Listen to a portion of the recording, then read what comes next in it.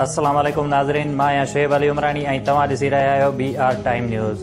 सभ खां पहिरियां शामिल कंदासीं हीअ रिपोर्ट। सिंध हुकूमत कोरोना जी पखेड़ रोकण लाइ पंजाब ऐं KPM मां सिंध ईंदड़ पब्लिक ट्रांसपोर्ट रेल गाॾियूं ऐं उॾामूं बंदि करण जो मुतालबो करे छॾियो। सूबाई वज़ीर सईद गनीअ चयो आहे त पंजाब ऐं KP जी भेट में सिंध अंदरि कोरोना वायरस जी सूरत हाल मुख़्तलिफ़ आहे। जेकॾहिं सिंध में ॿियनि सूबनि मां माण्हुनि जी अचु वञु बंदि न थी त सूरत हाल ख़राब थी वेंदी। कोरोना सबबि पहिरीं खां 8 जमायत ताईं क्लासिस बंदि कया आहिनि। बिना इम्तिहान जे को बि ॿार प्रमोट न थींदो। सिंध में जुमे ऐं आचार ते कारोबारी मर्कज़ बंदि रहंदा। सिंध हुकूमत नोटिफिकेशन जारी करे छॾियो। खाद खुराक खीर ऐं मेडिकल जा दुकान खुलियल रहंदा। नोटिफिकेशन मूजिबि वॾा shopping mall shopping plaza centre बि बंदि रहंदा। भञकड़ी कंदड़नि ख़िलाफ़ कार्रवाई थींदी।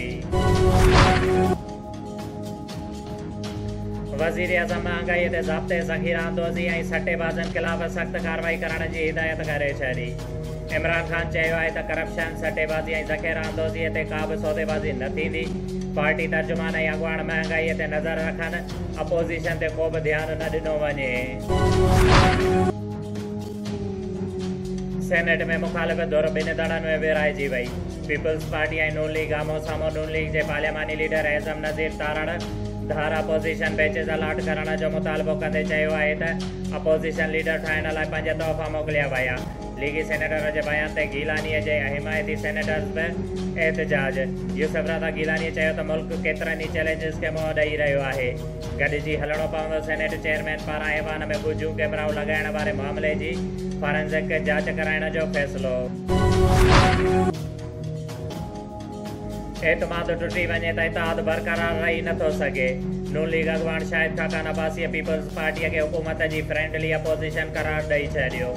शाहिद खाकान अब्बासीअ चयो आहे त पंजाब में हुकूमती मेंबर्स खे शामिल कयूं त हमज़ा शहबाज़ पंजाब जो वॾो वज़ीर थी वेंदो, पर असां ईअं न कंदासीं। हुकूमती वोटनि सां सेनेट में अपोज़िशन लीडर छो चूंडायो।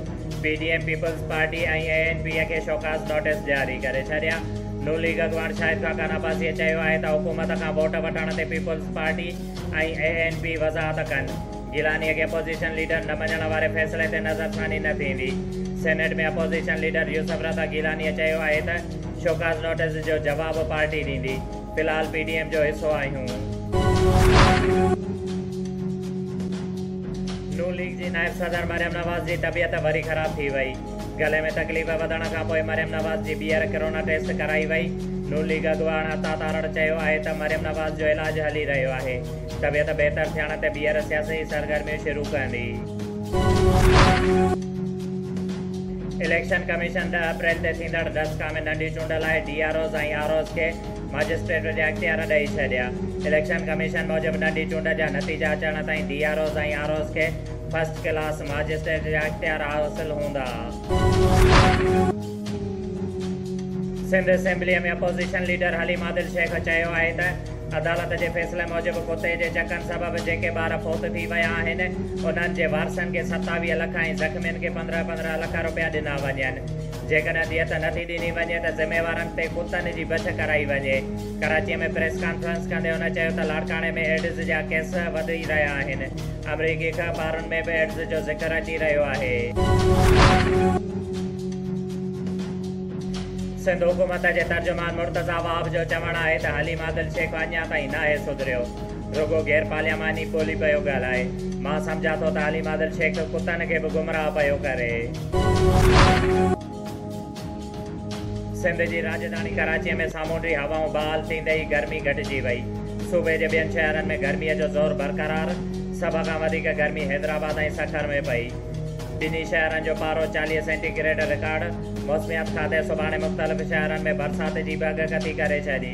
लाड़काणो सखर दादू हैदराबाद में तूफ़ान सां गॾु बरसाति पवण जो इम्कान।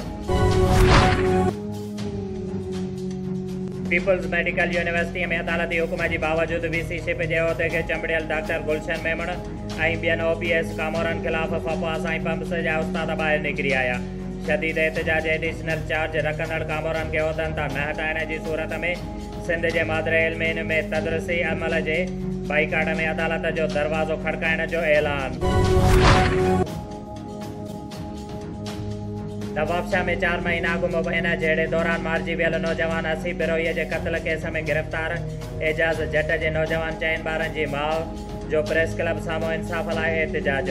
मुड़ुस 2 भाइरनि ऐं एड्स जे मरीज़ खे कूड़े केस में फासाइण जो इल्ज़ाम। इख़्तियारनि खां इंसाफ़ जे तहफ़ुज़ जो मुतालबो।